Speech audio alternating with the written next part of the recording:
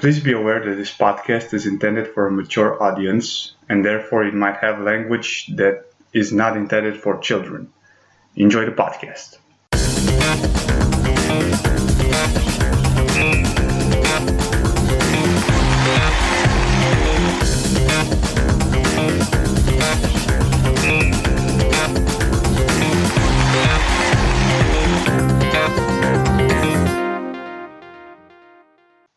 Hello and welcome to the 15th episode of the Mind Your Games podcast.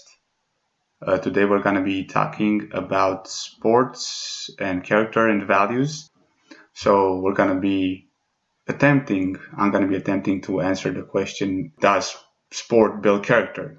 And for that, I took a few articles, and research articles, and also a chapter from a book that I will be quoting and discussing about. And I tried to synthesize all the information that I found there and present it to you as clear as possible.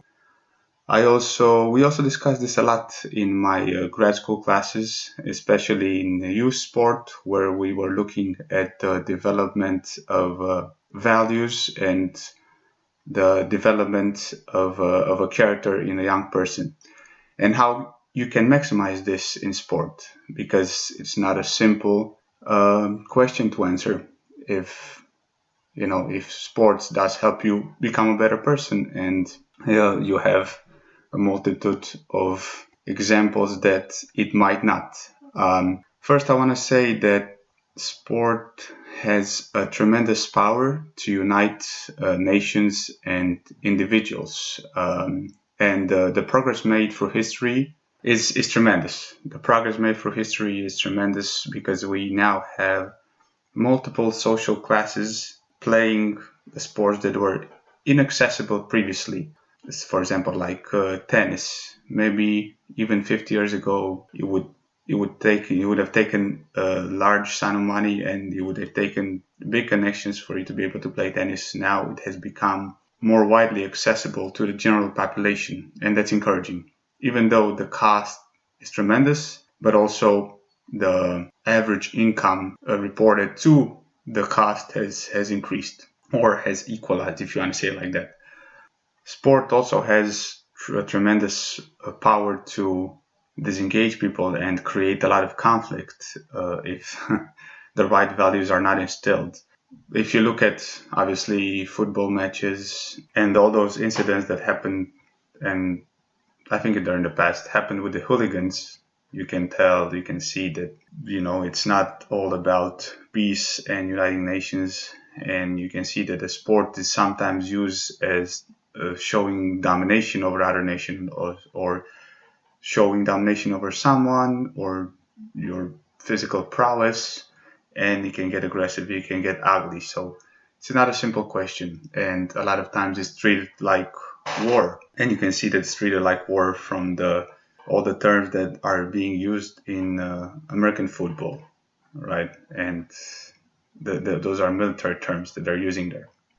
It's very difficult and even improbable sometimes to become a professional athlete. Like, if you look at the percentages of the people who get to have, let's say, the top scholarships in the US, and then to make it, let's say, at an amateur level, semi-professional level, those percentages are very low. And if you look at the percentages from those that actually make it professionally, the percentages are even lower.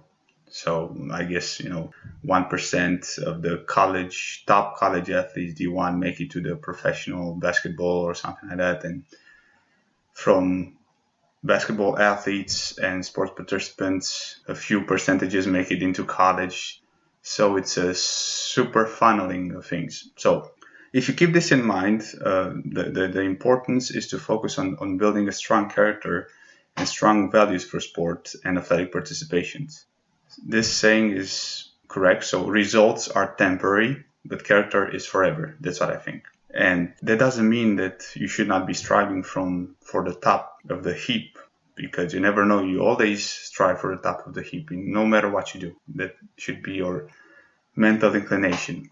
But you also have to keep in mind that the possibility of this is low. And I guess I'm saying this to parents more than children that don't think like that. They don't think this complex, especially when they start playing sports. But for the parents, is very important to know that your son, your daughter might not reach the peak of the heap. They might not become the professionals you might want them to. So it's important that you also focus on building character while they're participating in sports. So do not forgo or do not forget to build them physically, mentally, and make them better people at the price of at your desire to make them professional, right? Keep in mind and keep a balance. The first book I will be discussing is a book titled Values in Youth Sport and Physical Education. Remember, all the books and articles I will be discussing about, you can find them in the description of this podcast, and you can obviously do research for yourself. What I tried is try to synthesize the best information that I think it's valuable for you to listen to. So you don't have to do the reading for yourselves, but if you want to, I am more than happy to provide those links, and you will find them in the description. So this book called Values in Youth Sport and Physical Education, I looked at chapter 9 because it was related to what I wanted to discuss about, and the name of the chapter is How Do We Teach Values for Sport? And a big answer would be we teach values for sport through selected practices and games. So for those selected practices and games, the manual accentuates the core values of the project. And those values that the book describes their project is focused on are respect, responsibility, equity and inclusion, trust and neutrality. So how do you, I would say, foster those values that the project is trying to? Well, I can give an example. So a player who helps the coach set up equipment at the start of the session without being previously asked is demonstrating responsibility, and this can be recognized and rewarded with praise during the cool down. So during the period of reflection at the end. That is one of the values that they wanted to touch on. So that's responsibility. Encouraging players to do more, to take it upon themselves, to be responsible for themselves and others. And you can do that through activities and value-sparing examples that the book offers in page 156. What I forgot to mention is that all those examples and the sport they chose here are from football. And they had a program called Football for Peace, where they took two ethnically and religiously different populations of children and they made them play together. So they already started to look at people from different political backgrounds and religious backgrounds, which is the biggest dividing line between people, I would say, and encouraging communication between them. And, sport can be used as a tool for that, and it can tremendously help if you do it correctly. So there was one example of value. Respect, obviously, for respect, you can shake hands with someone that you don't want to shake hands with. You can help them get up if you committed a foul, and there's so many examples and so many activities that you can do for yourselves and you can think of for yourselves. Obviously, equity and inclusion, everything that they were doing there was equity and inclusion based. Trust, so you can do all sorts of activities that, again, you can find some examples at page 156. So now here, coaches are expected to adapt from a traditional technocratic approach, which places an emphasis on learning football skills, to a facilitate, observe, reflect, reinforce approach. So again, they're forced to adapt from a traditional approach, to a facilitate, observe, reflect, and reinforce approach. So this is totally different. They're focusing more than anything on those core values rather than on the technique and tactics of the sport itself. So this would be something new for coaches, and this has to be practiced by the coaches. It's not easy to change that mentality. It doesn't mean that the technique and tactics and skills need to be forgotten and not taken care of, but it also means that you should focus on those things and you should include them in any sporting activity possible. What they did here was they did it exclusively like that. So coaches had a big challenge. The training of coaches that takes place on and off the field is based upon the principles that are set out in the manual. The aim is to develop the shared values in all the players through competition, learning, cooperation, and reflection, with an emphasis on fun and enjoyment. So it's different to coach for values than coach for skills, but you can balance both to form a complete athlete. The football for peace pedagogy deliberately facilitates situations where the ability to cooperate and compromise, such as values concerned with the welfare of others, is tested. For example, where there's a game with no referee, the players have to agree an outcome from every contentious decision, which may not be the liking to some players, but is necessary to compromise so that the game can run smoothly. That's super important. So if you put if you put athletes, especially young athletes, in competitive mode, you will definitely see their personalities coming out, and you will see that conflict is right around the corner, especially if you do not structure those activities as a coach. And usually when you do that, if you have experience as a coach, all hell breaks loose because they don't agree mostly on rules. And to referee themselves, for the kids to referee themselves is very, very difficult and challenging. But if you want to build this, the value of cooperation, and if you want to build a value of compromise and communication, you have to do this sometimes, because it will encourage them to engage in this, something that will definitely take them out of the comfort zone, especially here in this example where you come from a different ethnic and religious background. But this encourages value, this encourages growth on a bigger scale than just the sport. The sport would be just the means to the end, which is building a stronger values. And if you look at page 61, I will also post the model in the description. You have a model of value relationships, and again, you can read it for yourself from there. I can take a quick look right now at the model. You have, if you look at the model, you have concern for others at the top, you have stability at the right, you have self-interest at the bottom, and you have openness to change to the left. And you're trying to strike a balance between all those four elements of the, let's say, cross. Self-interest has elements such as power and status and success, whereas the opposite pole, which is concern for others, has elements such as welfare of all and welfare of friends and teammates. Stability has tradition and conformity on one end of the pole, and openness to change in the other, which has elements such as independence and excitement. So all those values, if you were asking before at the beginning of the podcast, can be quantified in a certain way. Obviously, it's very hard to quantify values, but you can take a look and you can visualize them and you can make them a little bit clearer. It does not have to be random. And honestly, I would tell you that from my experience and from my experience with others and observing others, a lot of practices are not really focused on development of values.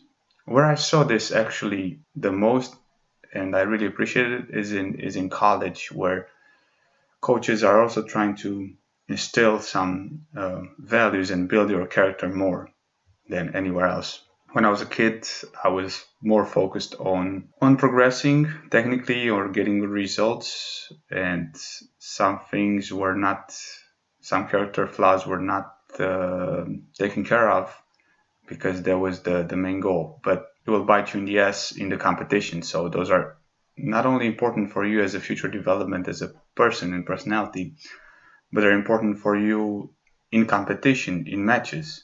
So those things need to be really taken a look at and taken care of. Okay, so the second one is a journal article.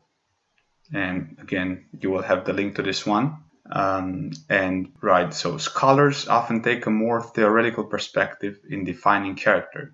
Some refer to character as an internal state that is manifested in behavior.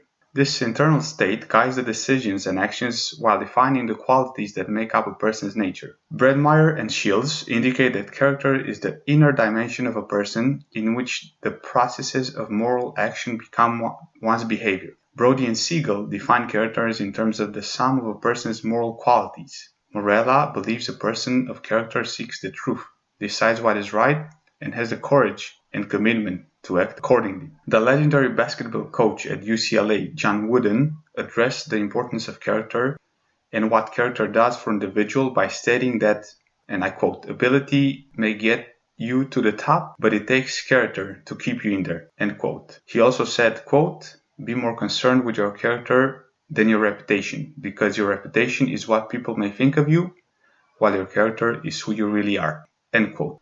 According to the theory of Piaget, so Jean Piaget, who was a psychologist, a benefit of physical activity is that an individual's psychological processes and structure will grow. Sport is a reflection of the value trends occurring in society. Very important, so it's a microcosm of society. That's what he's telling us here.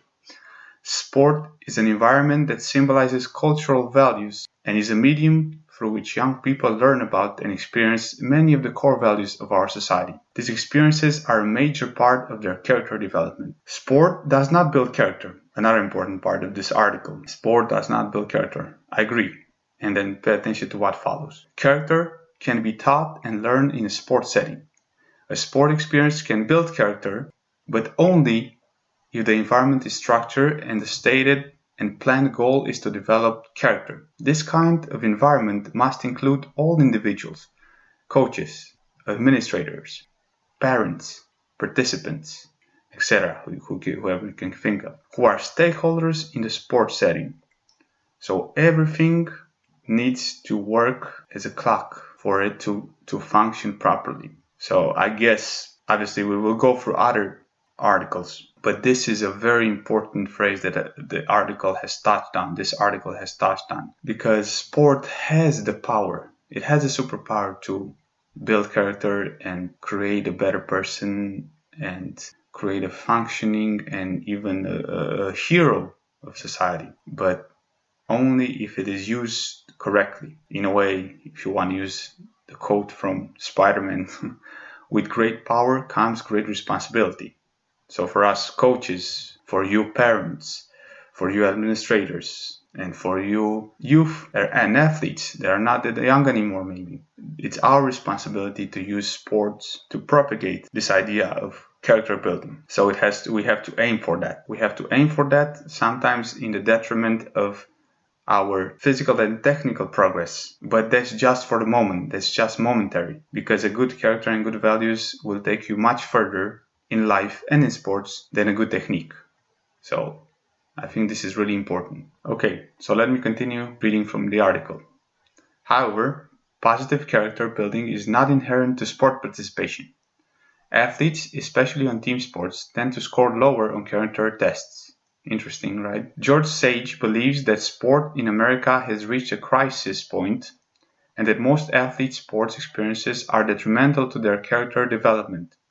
The majority of research reports that there is a negative relationship between participation in sports and character development. So this is the whammy. This is where a journal and some researchers have noticed through the test that they developed. Again, you're probably asking me, have you looked into the test? Has it been enough people to measure, enough population? How did they generalize? How did they measure? No, I haven't, but I really believe that it can make someone have a negative character just through sole observation. And if you want to do some more delving into it, again, you can go ahead. We're still talking about the second journal article right there. So we have to remember that sport does not automatically build character. And sometimes it actually ruins someone if the wrong values and the wrong characteristics are encouraged, such as hyper-competitiveness, gamesmanship. So something that you see a lot in some sports, and especially I saw it because obviously I've been around tennis more, cheating and encouraging your children cheat because the others cheat during competition, and doing anything you can to win, and because that's how it is. And I agree, until you have referees, that might be how it is, but that does not mean that this is the value you want to instill in your child or in your athlete, right? Okay, I'm gonna jump off my high horse, and we're gonna go to the third journal article, which asks a question: do sports build character? Which is the question we're trying to answer. And we're going to discuss this soon, but it's interesting what I read in this article. They gave some examples of athletes who do not represent the heroes that we want to see, who do not represent the character and characteristics and personalities that we want to see. We actually see that often athletes are caught in the trap of the cult of personality and do things thinking they can get away with anything. A few examples would be Aaron Hernandez, and he's an ex-football player. He's in jail now. He was accused of crime, I believe. You can find his documentary on Netflix. Another example would be the infamous or famous, however you want to see it, O.J. Simpson. Those are obviously extreme examples of athletes that have gone astray. And obviously, if you talk about football, you also end up talking inevitably about the CTEs or the brain injuries that change their personality. And I agree, there's a lot of discussing about that. But, ultimately, if someone from that sport does something so extreme, you might begin to wonder and ask yourself, how beneficial is sports for some people, especially those people that obviously will have inflated egos, and it's impossible not to. How can you judge someone like Ronaldo and Messi and O.J. Simpson, and I'm mixing examples, not the good ones or the bad ones, or just Michael Jordan? I mean, those guys are heroes, and they have thousands and hundreds of thousands and millions of people following them around and wanting a piece of them. It's tough to keep your feet grounded. So, I'm not judging them, and it's easy to forget. It probably is. I'm not the type of person that would say, if I would be in their shoes, yeah, I'll always, donate to charities. I'll be good all the time. I'll be, all home early and, taking care of my children. All those guys that don't even know what the fuck it is and can't even imagine what it is to be that successful. Well, I'm trying to put myself in their shoes, and I think that it's difficult. It's crazy. And you walk around, everybody wants to take pictures of you. There's no freedom. And obviously, I'm not saying like, oh, poor guys, millionaires and billionaires, whatever the fuck they are. But they don't have it as easy as you might think. And they have to keep their feet on the ground, which is what makes some of them so heroic and so admirable when they do that, and when they manage to stay as humble and simple human beings as much as they can, when their sport requires them to be the most egotistic and the most self-righteous person on the court or on the field. So it's hard to separate those two personalities, right? Okay, let's talk about another example, John Jones. He's less extreme.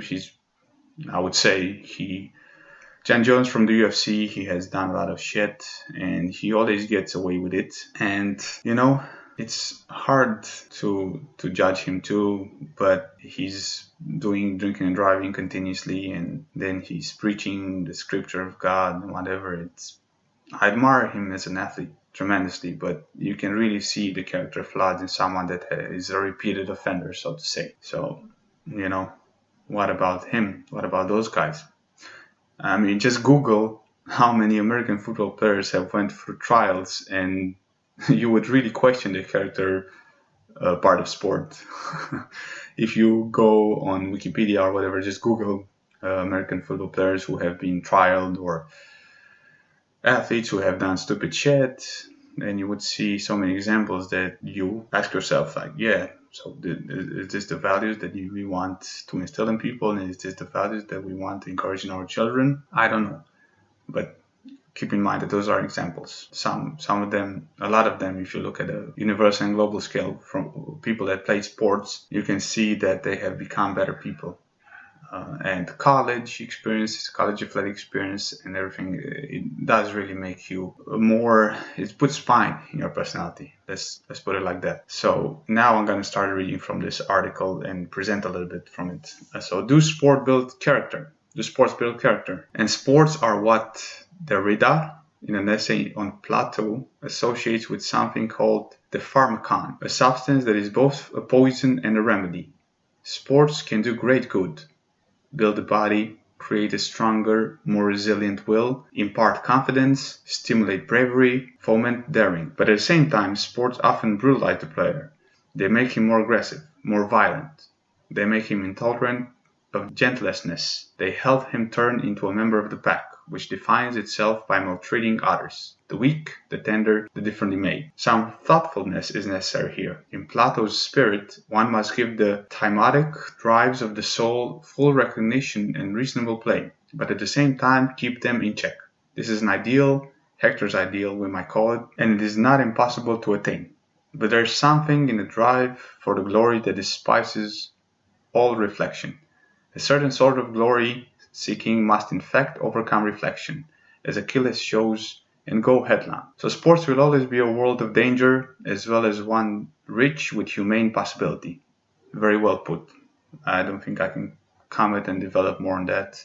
This is the philosophy of if sports builds character. And now we have another article, the last article I will be talking about, and this one is titled The Strategies for Character Building through Sports Participation. And this is an article that offers you hands-on practical solutions that you can apply for engaging athletes, students, your children in character building through sports. And I'll just read about one example from the article, and those are strategies for coaches. What strategies can coaches apply to build character?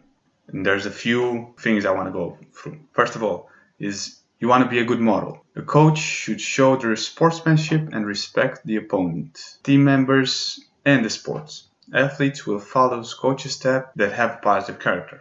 So be a good role model. Emphasize sportsmanship from the beginning. Make it clear that this is what you want to focus on.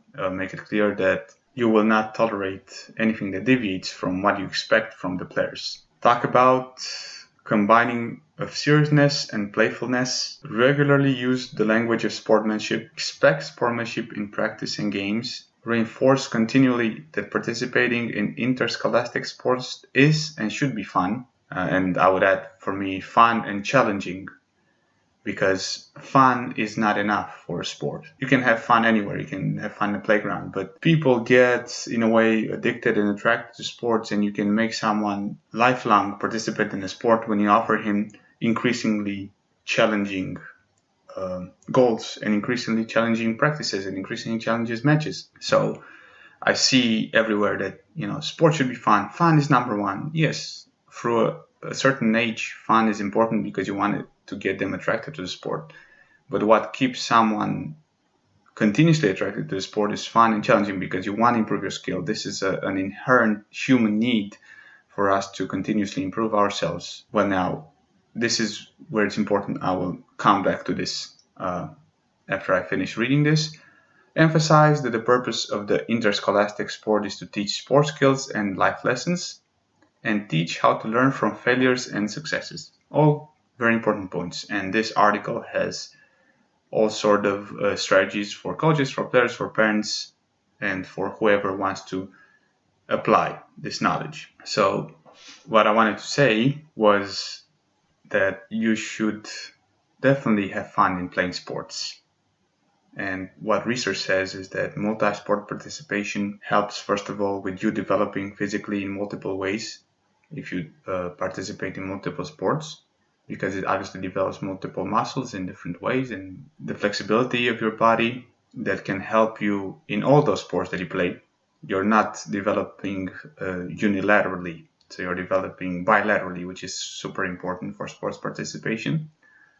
But also you have sports that you enjoy more than others, and you have sports that you are more serious about than others. And that's where you can have, there's sports that you can have fun, solely fun, without finding a challenge, because you consider it a marginal sport. And then you have a sport that you see that you're talented, you feel that you would be loving the challenge, and you feel that you would be loving to engage in it at a competitive level. And this is the sport when the fun, challenging, and character building combination needs to be proper and needs to reach levels that will encourage your participation as a lifelong participant. So it's fun versus challenging versus character building, all those things together create a good balance.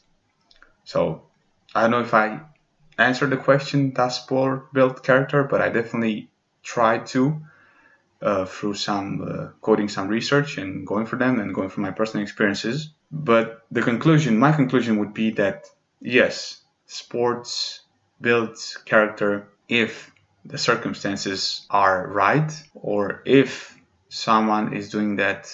So someone would be coaches, administrators, parents is doing that intentionally for character building. And what I need to remind you is that first thing you want to focus on after the fun and challenge part is the building of character and of personalities, because that's the most important thing. That's the most important thing in life that will help you inside the field, outside the field. It will help you anywhere. And you make it as a professional, you don't make it as a professional, that's your lifestyle or not, it doesn't matter, because if you have what it takes to meet the life challenges, keeping your head up high and collaborating with others, you are already a successful athlete.